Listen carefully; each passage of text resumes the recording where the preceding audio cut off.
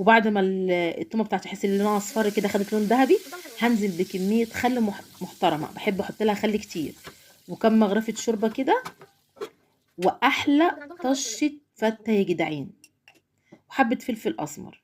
طبعا انا مظبطه الملح بتاعي في الشوربه، لما اللحمه استوت حطيت الملح.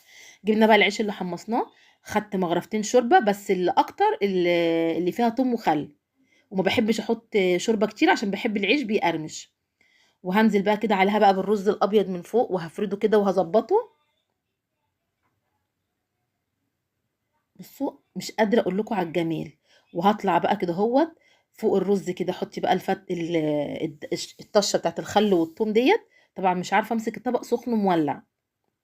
هكمل الطشه بتاعتي، واحط بقى عليه فلفل اسمر، واحط اللحمه بتاعتي زي ما انتم شايفين. احلى واطعم طبق فته ممكن تاكليه. مفيش اسهل ولا